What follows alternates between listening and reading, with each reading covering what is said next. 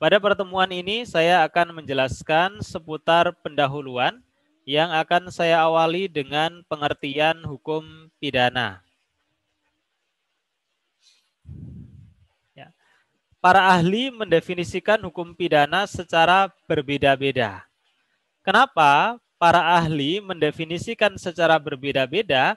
Karena para ahli itu melihat dari sisi yang berbeda. Sama dengan mendefinisikan suatu objek yang lain. Ketika orang mendefinisikan dari sudut pandang atau sisi yang berbeda, maka akan menghasilkan definisi yang berbeda. Dalam gambar yang saya tayangkan melalui slide, ada gajah. Ketika beberapa orang buta diminta untuk mendefinisikan gajah, maka tergantung mereka melihatnya dari sudut pandang mana. Ketika orang buta itu memegang ekor, maka dia akan mendefinisikan gajah itu kecil, panjang, dan seterusnya. Ketika orang buta itu memegang bagian perut, maka dia akan mendefinisikan gajah itu sangat besar, berbulu, dan seterusnya. Ketika ada yang memegang belalai, maka dia pun akan mendefinisikan gajah sesuai dengan bentuk belalai. Sama dengan hukum pidana. Para ahli mendefinisikan berbeda-beda karena para ahli itu melihat dari sisi yang berbeda-beda. Dan definisi hukum pidana nanti akan menentukan ruang lingkup hukum pidana. Jadi hukum pidana itu ruang lingkupnya seberapa? Maka tergantung dari definisi yang digunakan. Karena banyaknya definisi dari ahli yang menyangkut pengertian hukum pidana ini, maka saya tidak akan menyampaikan semua pendapat dari ahli terkait dengan definisi itu. Tetapi saya hanya akan menyampaikan beberapa pandangan ahli saja terkait dengan hukum pidana. Yang harapannya beberapa pandangan ahli itu sudah mewakili pandangan ahli terkait dengan definisi hukum pidana. Ya, sebelum masuk ke definisi, ini yang perlu saya sampaikan. Jadi rumus umum dalam hukum pidana adalah ada tindak pidana, kemudian pertanggungjawaban pidana, dan pidana. Tindak pidana ini saya singkat TP, pertanggungjawaban pidana saya singkat PTP, dan pidana saya singkat P. Bagaimana cara membaca rumus ini?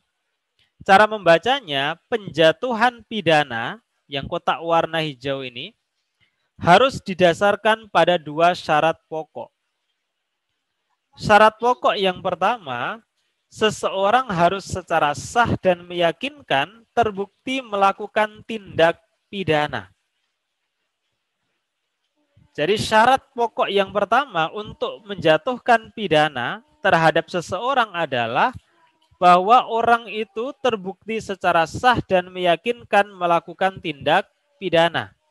Yang warna merah.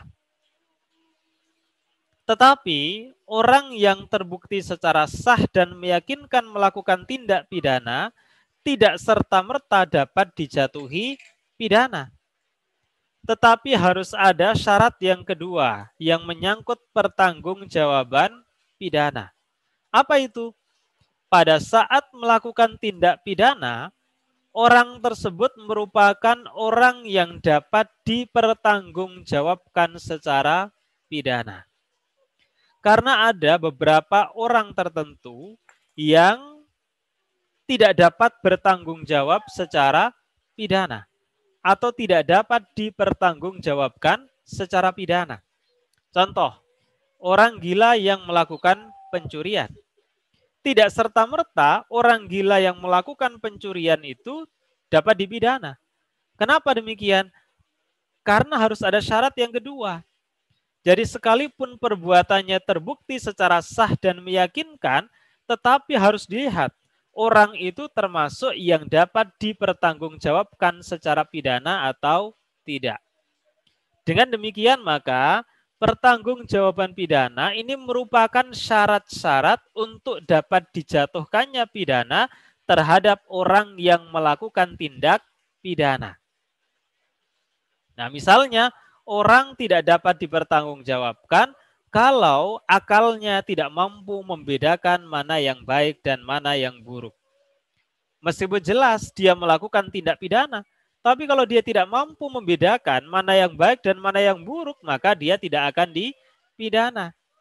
Maka sekali lagi, orang yang terbukti secara sah dan meyakinkan melakukan tindak pidana, tidak serta-merta dapat dijatuhi pidana. Tetapi orang itu haruslah merupakan orang yang dapat dipertanggungjawabkan secara pidana. Oleh karenanya, 3 aspek pokok yang akan dipelajari dalam hukum pidana adalah menyangkut konsep tindak pidana, kemudian konsep pertanggungjawaban pidana, dan konsep pidana. Ya, singkatan-singkatan ini akan saya pakai dalam menjelaskan beberapa definisi hukum pidana menurut ahli. Jadi TP itu tindak pidana, PTP itu pertanggungjawaban pidana, dan P itu pidana.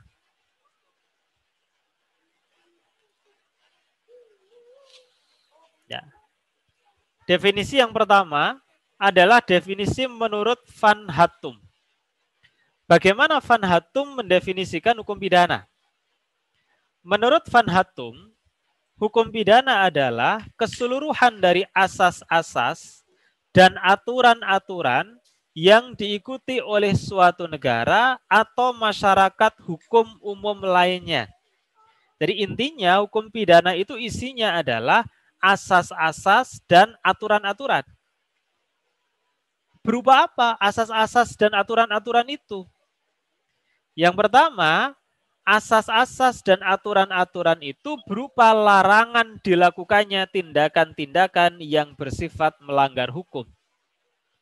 Karena menyangkut tindakan-tindakan yang dilarang, berarti definisi hukum pidana yang pertama adalah berisi asas-asas dan aturan-aturan yang menyangkut tindak pidana. Maka di sini saya tulis TP. Kemudian yang kedua, menyangkut atau berupa pelanggarnya diancam dengan penderitaan yang bersifat khusus sebagai hukumannya. Jadi ini menyangkut dengan pidana. Kenapa demikian? Karena ciri dari pidana itu sifatnya menderitakan bagi yang dikenai. Oleh karenanya, menurut Van Hattum, hukum pidana adalah keseluruhan dari asas-asas dan aturan-aturan yang berisi tindak pidana dan pidana, atau berisi larangan dilakukannya tindakan-tindakan yang bersifat melanggar hukum, ini berarti tindak pidana, dan pelanggarnya yang diancam dengan penderitaan yang bersifat khusus sebagai hukumannya, berarti menyangkut pidana. Maka sekali lagi, menurut Van Hattum, hukum pidana itu merupakan asas-asas dan aturan-aturan yang diikuti oleh suatu negara atau masyarakat hukum umum lainnya yang berupa tindak pidana dan pidana. Ini menurut Van Hattum. Nah, coba sekarang kita lihat definisi yang kedua.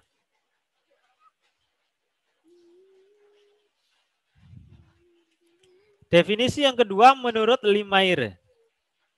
Bagaimana Limaire mendefinisikan hukum pidana? Menurut Limaire, hukum pidana merupakan sistem norma-norma yang menentukan satu, perbuatan terlarang, baik berupa melakukan, artinya tindakan aktif, mencuri, membunuh, itu aktif. Atau tidak melakukan sesuatu, pasif. Dipanggil sebagai saksi, tapi dia nggak hadir. Jadi pasif. Meskipun pasif, tapi perbuatan itu dilarang. Jadi yang pertama, menurut Limaire, hukum pidana itu merupakan sistem norma-norma yang isinya tindak pidana. Selain itu juga, hukum pidana merupakan sistem norma-norma yang menentukan dalam keadaan bagaimana hukuman itu dijatuhkan. Tadi, menyangkut syarat-syarat dapat dijatuhkannya pidana terhadap orang yang melakukan tindak pidana. Berarti apa? Pertanggungjawaban pidana. Jadi dalam keadaan pelaku seperti apa, dia layak dijatuhi pidana. Karena apa? Tidak semua orang melakukan tindak pidana layak dijatuhi pidana. Kemudian yang terakhir, hukum pidana itu berupa sistem norma-norma yang menentukan hukuman yang bagaimana yang dapat dijatuhkan terhadap orang yang melakukan perbuatan tersebut. Berarti menyangkut pidana. Artinya apa? Menurut Limaire, hukum pidana merupakan sistem norma-norma yang menentukan adanya tindak pidana, pertanggungjawaban pidana, dan pidana. Berarti yang didefinisikan oleh Limaire ini lebih luas dibanding dengan yang didefinisikan oleh Van Hattum. Karena Van Hattum tadi hanya mendefinisikan hukum pidana mencakup asas-asas dan norma-norma terkait dengan tindak pidana dan pidana. Di dalamnya tidak menyangkut pertanggungjawaban pidana. Nah, beda dengan Limaire yang mendefinisikan dalam hukum pidana itu ya terdapat norma-norma menyangkut tindak pidana, pertanggungjawaban pidana, dan juga pidana.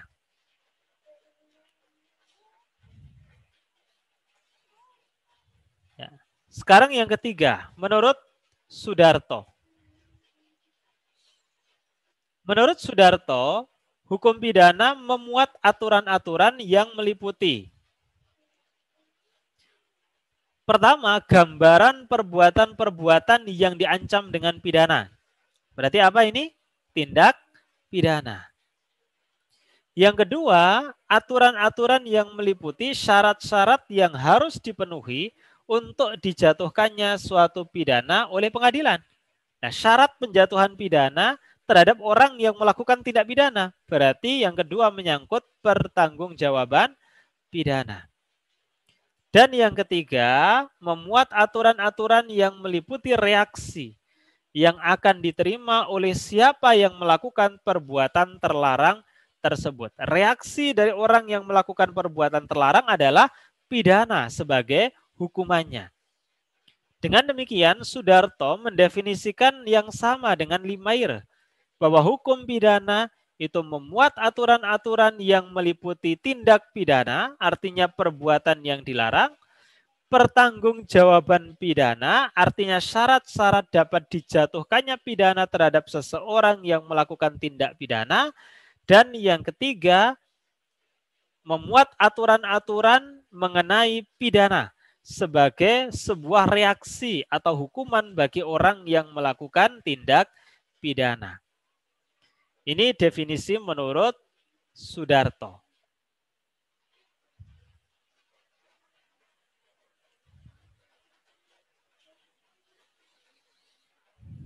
Ya, sekarang menurut Profesor Mulyatno. Menurut Mulyatno, hukum pidana merupakan bagian dari hukum yang berlaku di suatu negara yang memuat dasar-dasar dan aturan-aturan untuk: pertama, menentukan perbuatan-perbuatan yang dilarang atau tidak boleh dilakukan disertai dengan sanksi pidana bagi yang melanggarnya. Berarti apa? Dasar-dasar dan aturan-aturan mengenai tindak pidana dan pidana. Ini yang saya garis bawahi. Jadi menentukan perbuatannya sekaligus sanksinya berupa pidana. Kemudian yang kedua, menurut Mulyatno, hukum pidana itu memuat dasar-dasar dan aturan-aturan untuk menentukan kapan dan dalam hal apa orang yang melanggar larangan tersebut dapat dikenakan atau dijatuhi pidana sebagaimana yang diancamkan. Berarti apa? Yang diatur adalah pertanggungjawaban pidana. Kenapa demikian? Kapan dan dalam hal apa orang yang melakukan tindak pidana bisa dijatuhi pidana? Berarti sama dengan syarat-syarat seseorang dapat dijatuhi pidana atas tindak pidana yang dia lakukan.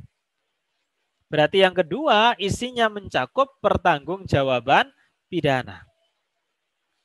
Nah, yang ketiga, Mulyatno juga mendefinisikan hukum pidana selain memuat tindak pidana, pertanggungjawaban pidana, juga memuat dasar-dasar dan aturan-aturan untuk menentukan dengan cara bagaimana pengenaan atau penjatuhan pidana terhadap orang yang diduga melanggar larangan tersebut. Nah, jadi caranya gimana untuk mengenakan atau menjatuhkan pidana terhadap seseorang yang melakukan tindak pidana. Nah, ini di luar 3 konsep yang tadi saya sampaikan. Di luar tindak pidana, pertanggungjawaban pidana, dan pidana. Tetapi ini sudah masuk ke ranah hukum pidana formil atau yang biasa disebut dengan hukum acara pidana. Hukum pidana yang isinya itu berupa prosedur atau cara pengenaan atau penjatuhan pidana terhadap seseorang. Nah, misalnya orang melakukan tindak pidana, gimana cara menjatuhkan pidananya? Oh, harus melalui proses penyidikan. Kemudian seseorang bisa dijadikan tersangka kalau minimal ada 2 alat bukti. Setelah itu dilanjutkan penuntutan oleh jaksa penuntut umum. Dilimpahkan ke pengadilan untuk diperiksa. Di sana tahapannya ada pembacaan surat dakwaan, ada eksepsi, ada pembuktian, ada pembacaan tuntutan, ada pledoi, ada replik, ada duplik, kemudian ada putusan. Nah, di mana prosedur itu diatur? Di dalam hukum pidana formil atau hukum acara pidana. Jadi Mulyatno mendefinisikan hukum pidana lebih luas dibanding dengan Limaire dan Sudarto. Yang bukan hanya mencakup tindak pidana, bukan hanya menyangkut pidana serta pertanggungjawaban pidana, tetapi juga menyangkut hukum pidana formil atau mengenai tata cara bagaimana pengenaan atau penjatuhan pidana terhadap seseorang yang melakukan tindak pidana. Ini menurut Mulyatno.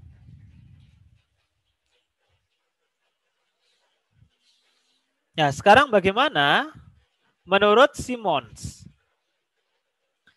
Menurut Simons, jadi ini beberapa ahli yang saya kemukakan, ada yang dari Belanda dan ada yang dari Indonesia. Kalau seperti Van Hattum, Limaire, Simons, itu tentunya orang Belanda. Kalau Sudarto, Mulyatno, itu tentu orang Indonesia. Karena nggak ada orang Belanda namanya Sudarto atau Mulyatno. Ini jelas orang Indonesia. Ya, menurut Simons, hukum pidana itu dibagi menjadi 2. Jadi dia mendefinisikan hukum pidana dengan membagi menjadi 2. Yang pertama, hukum pidana dalam arti objektif atau ius ponale atau strafrecht in objektif zin. Kemudian yang kedua, hukum pidana dalam arti subjektif atau ius puniendi atau strafrecht in subjektif zin. Jadi Simons membagi hukum pidana menjadi ius ponale dan ius puniendi. Ius ponale ini berarti hukum pidana dalam arti objektif, sementara ius puniendi ini berarti hukum pidana dalam arti subjektif. Nah, sekarang pertanyaannya, apa itu hukum pidana dalam arti objektif? Dan apa pula hukum pidana dalam arti subjektif? Apa itu ius ponale? Apa itu ius puniendi? Nah, coba kita lihat apa itu hukum pidana dalam arti objektif. Ya, hukum pidana dalam arti objektif ini adalah keseluruhan dari keharusan-keharusan atau larangan-larangan yang oleh negara atau masyarakat hukum umum lainnya dikaitkan dengan penderitaan yang bersifat khusus sebagai hukumannya. Berarti mengatur apa? Kalau mengatur keharusan-keharusan atau larangan-larangan berarti menyangkut tindak pidana. Tetapi di sini harus dikaitkan dengan penderitaan yang bersifat khusus yaitu pidana. Kan sanksi itu bukan hanya pidana. Tapi dalam hukum pidana sanksinya itu khusus berupa penderitaan, yaitu pidana. Maka hukum pidana dalam arti objektif ini yang pertama adalah keseluruhan aturan mengenai tindak pidana dan pidana. Yang kedua, keseluruhan aturan-aturan mengenai syarat-syarat dapat dijatuhkannya hukuman tersebut. Berarti ini mengatur pertanggungjawaban pidana. Yang ketiga, mengatur masalah mekanisme penjatuhan pidana. Tadi berarti mengatur hukum pidana formil. Penyidikan di kepolisian, penuntutan di kejaksaan, pemeriksaan di pengadilan oleh hakim. Itu mekanisme penjatuhan pidana. Ya, dan lebih luas lagi, hukum pidana dalam arti objektif itu juga berupa keseluruhan aturan mengenai pelaksanaan hukuman tersebut. Jadi ketika hakim sudah mengetok dipidana dengan pidana mati, Dok. Bagaimana pelaksanaannya? Lah diatur dalam yang keempat ini. Inilah yang seringkali disebut dengan hukum pidana eksekutorial. Misalnya bagaimana cara melakukan eksekusi terhadap terpidana mati. Bagaimana cara pembinaan di lembaga pemasyarakatan bagi terpidana yang diputus dengan pidana penjara. Itu sudah masuk dalam ranah hukum pidana eksekutorial. Pelaksanaan dari pidana yang dijatuhkan oleh hakim. Jadi menurut Simons, hukum pidana dalam arti objektif itu meliputi tindak pidana, pidana, pertanggungjawaban pidana, hukum pidana formil, dan hukum pidana eksekutorial.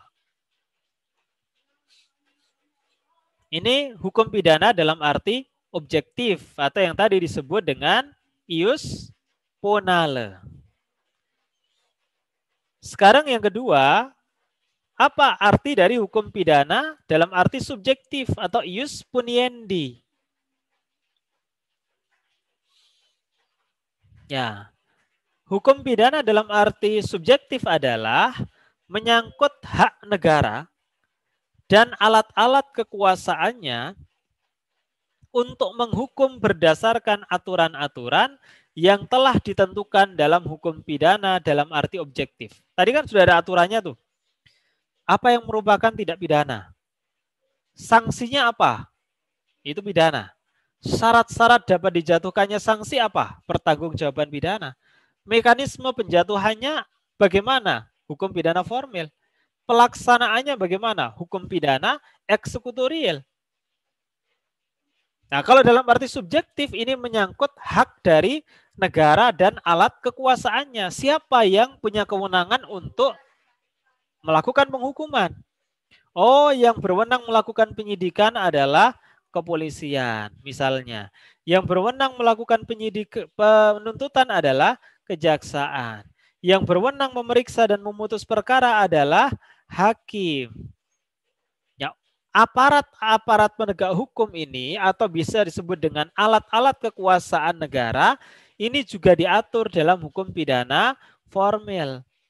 Jadi kalau Anda membaca KUHAP, Kitab Undang-Undang Hukum Acara Pidana, itu di sana juga dijelaskan siapa saja orang-orang yang punya kewenangan untuk menjalankan mekanisme dalam penanganan perkara pidana.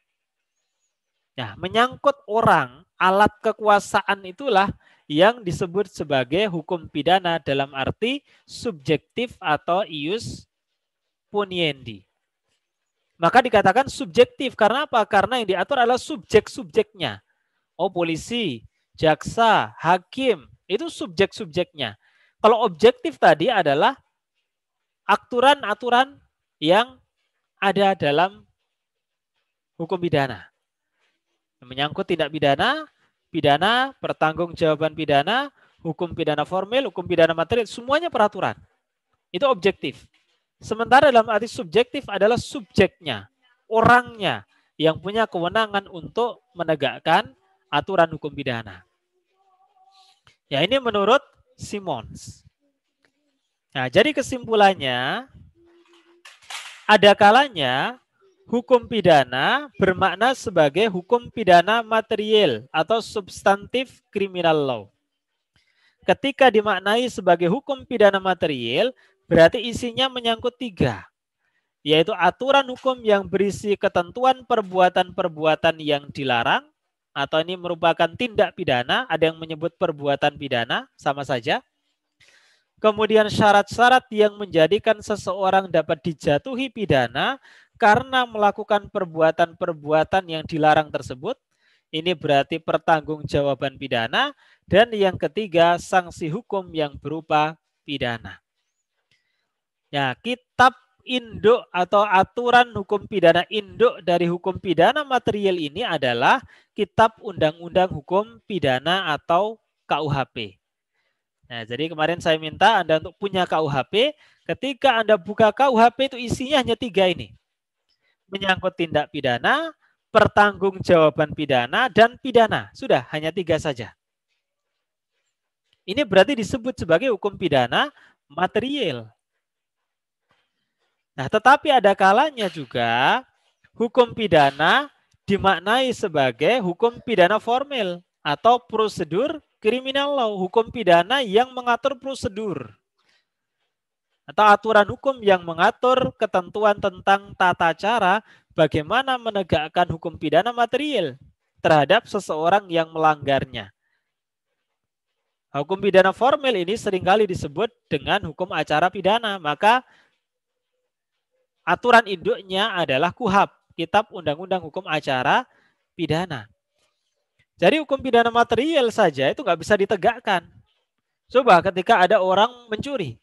Ya, orang mencuri itu mau diapakan? Dalam hukum pidana material nggak diatur mekanisme itu. Maka diaturnya melalui hukum pidana formil. Maka hukum pidana formil itu menegakkan hukum pidana material. Karena tanpa hukum pidana formil, aturan yang ada dalam hukum pidana material ini nggak bisa ditegakkan. Ada orang mencuri, membunuh. Loh, kalau tidak ada hukum pidana formilnya, gimana cara memprosesnya? Tidak bisa. Makanya di sini disebutkan hukum pidana formil itu aturan hukum yang mengatur ketentuan untuk menegakkan hukum pidana material.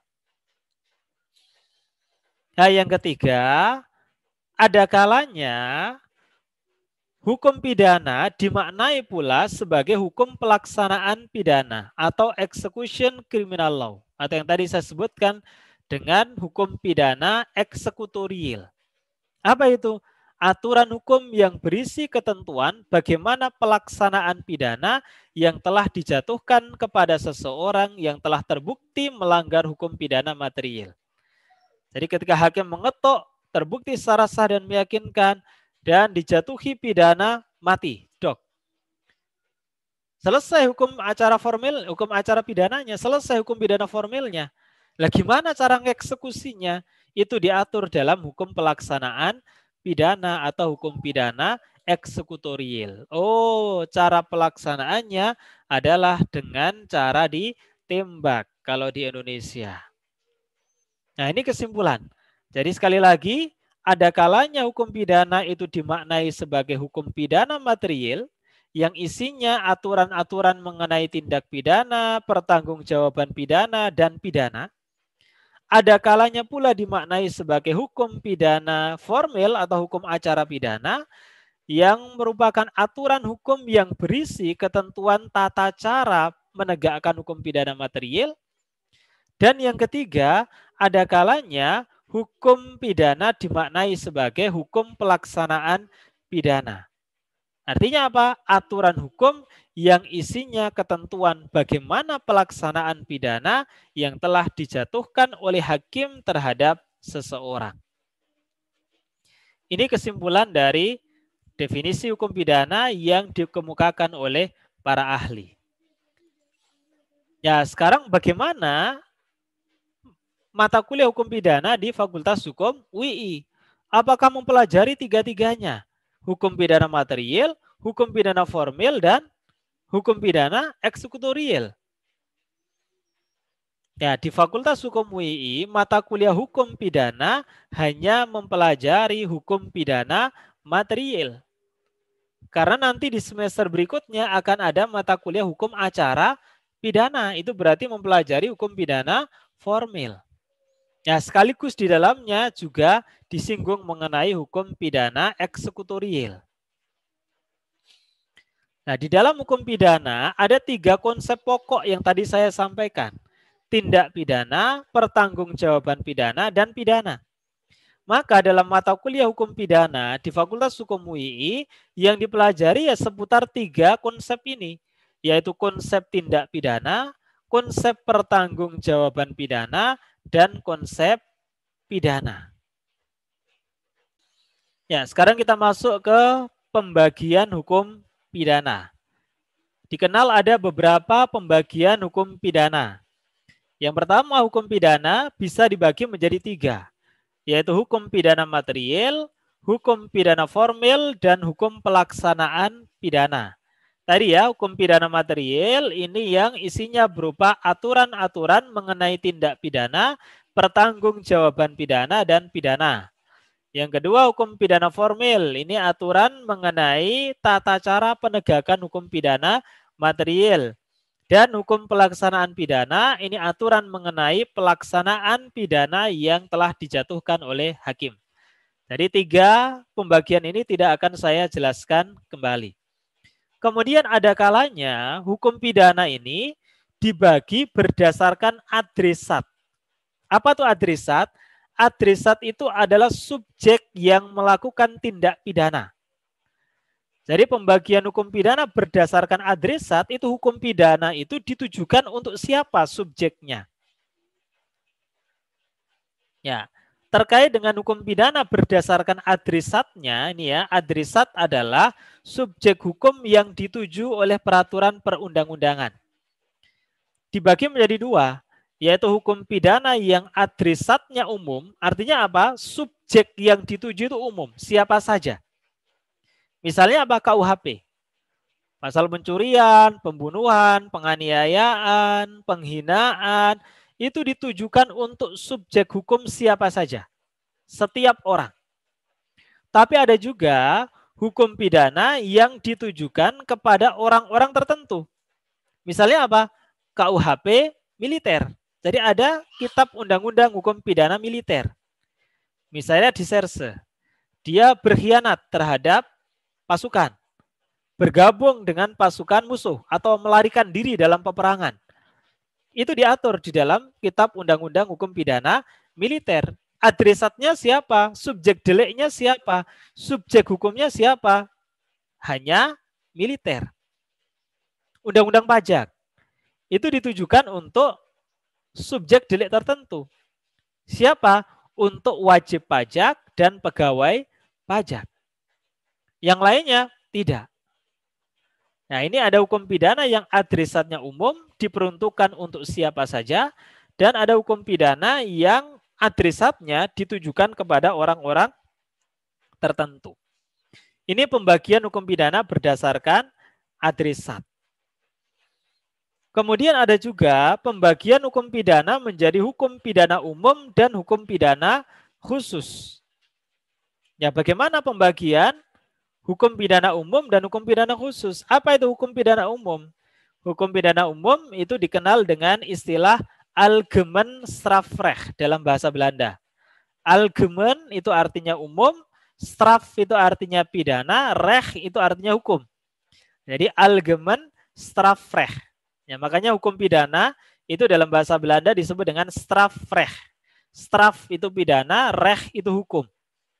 Makanya kalau orang Jawa, misalnya ada anaknya nakal, itu awas kamu, tak straf. Nah, itu mengambil dari kata straf dalam bahasa Belanda.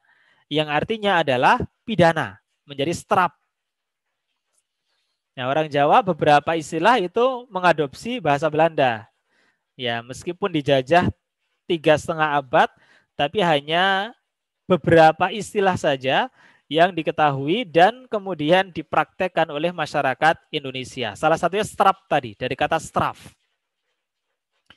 Nah, algemeen strafrecht atau hukum pidana umum adalah hukum pidana dalam kodifikasi, yaitu hukum pidana yang diatur dalam KUHP, Kitab Undang-Undang Hukum Pidana, dan semua undang-undang yang mengubahnya. Karena beberapa ketentuan KUHP itu diubah. Misalnya apa? ada penambahan terhadap tindak pidana tertentu, yaitu tindak pidana terhadap ideologi negara. Larangan menyebarkan paham komunisme, marxisme, leninisme. Itu nggak ada dalam KUHP. Tapi dimasukkan oleh Undang-Undang nomor 27 tahun 99, diinsertkan di dalam KUHP. Itu masih masuk karena menjadi bagian inherent atau tidak terpisahkan dari KUHP. Sementara hukum pidana khusus adalah hukum pidana yang berada di luar KUHP. Dalam bahasa Belanda dikenal dengan bijzonder strafrecht. Bijzonder itu khusus, straf itu pidana, recht itu hukum. Bijzonder strafrecht itu hukum pidana khusus. Nah, di luar KUHP, apa misalnya? Ada Undang-Undang Pemberantasan Tindak Pidana Korupsi, Undang-Undang Pemberantasan Tindak Pidana Terorisme, Undang-Undang Pemberantasan Tindak Pidana Perdagangan Orang, Undang-Undang ITE, Informasi dan Transaksi Elektronik, ada Undang-Undang Narkotika, dan seterusnya. Jadi sepanjang undang-undang di luar KUHP itu memuat sanksi pidana, maka disebut hukum pidana khusus dalam arti luas. Ya, kemudian ada kalanya hukum pidana juga dibagi menjadi hukum pidana nasional, hukum pidana daerah atau perda, dan hukum pidana internasional. Jadi pengaturan hukum pidana itu hanya boleh diatur melalui dua peraturan perundang-undangan, yaitu undang-undang, undang-undang pemberantasan tindak pidana korupsi, terorisme, dan seterusnya itu diatur dalam undang-undang. Dan yang kedua, boleh melalui perda, peraturan daerah, tapi nanti menjadi tindak pidana ringan. Misalnya apa? Misalnya di Yogyakarta ada peraturan daerah provinsi DIY tentang ketertiban umum. Ada juga di daerah yang lain ada peraturan daerah pengendalian minuman beralkohol. Ada di Tangerang misalnya peraturan daerah tentang pelacuran. Nah, dan seterusnya. Itu boleh diatur melalui perda.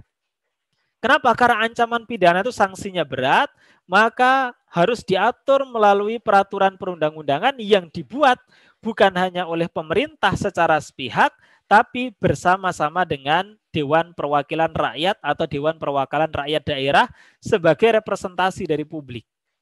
Nah, maka di undang-undang dan perda. Kan undang-undang harus dibuat pemerintah bersama DPR.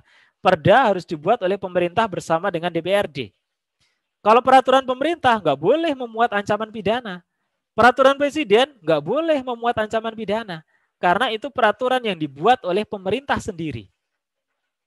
Ya, kalau boleh maka nanti rawan digunakan secara sewenang-wenang oleh penguasa.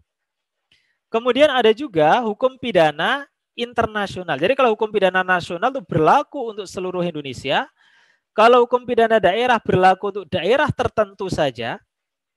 Kemudian ada hukum pidana internasional atau hukum pidana yang berlaku untuk masyarakat internasional.